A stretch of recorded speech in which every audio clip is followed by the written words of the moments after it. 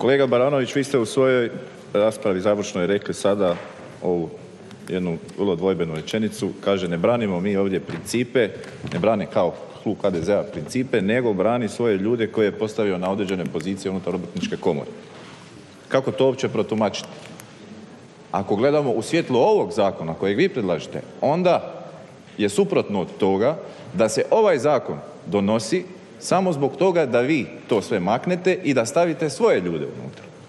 Jer to proizlazi iz vašeg završnog obraćanja. Vjerojatno za mene da, razumijem logiku. A onda ste to pokušali objasniti kroz priču, pa i vi ste to sve nešto radili, pogotovo priču o statutu, pa je onda jednako dignut PDV sa 22 na 23 kao i sa 23 na 25. Jednako je uzeti 2 milijarde ili 6 milijardi iz džepova hrvatskih građana. To je vama sve jednako.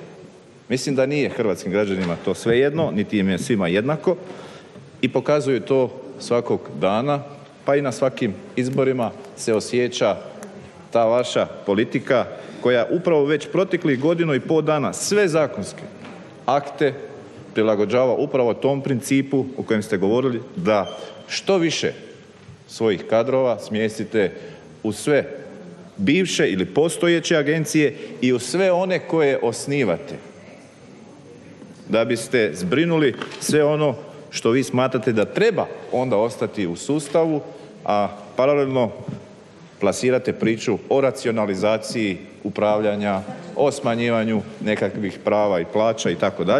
A evo, danas ćemo lijepo raspravljati o HAMAG-u pa ćete vidjeti kako izgledaju te vaše racionalizacije u troškove.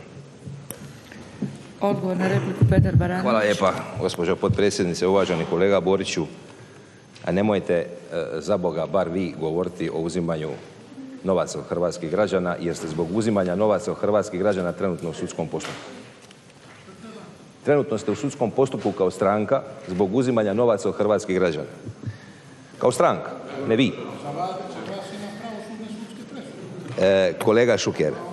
Kolega Šuker, držite se reda u Saboru, jer ako je iko primjer lošeg ponašanja, onda ste to vi. Kolega Baranović, odgovarajte na repliku, a kolega Šuker, molim vas. A što se tiče načina biranja, ja sam iznio konkretne činjenice koje su se desile i koje su na snazi. A vi konstantno u ova 2 dana rasprave prejudicirate šta će se događati po stupanju ovakvog zakona na snagu. Treba vidjeti šta će se događati. Koja je politika principijelnija, a koja politika nije principijelna.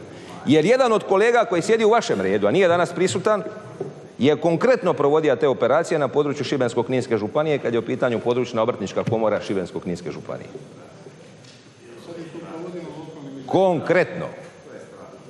Konkretno, kao iskusni trener u izbornim procesima. Slažem se, kolega Šuker, da. Nemojte za Boga vi iz Hrvatske demokratske zajednice držati nama lekcije o principijelnosti. Nemojte nam držati, gospodo, lekcije o principijelnosti, jer ste onu ženu tamo ostavili u 30 koraka svi. Onu tamo ženu koja sidi u kantunu. Ne. Molim vas. Ne.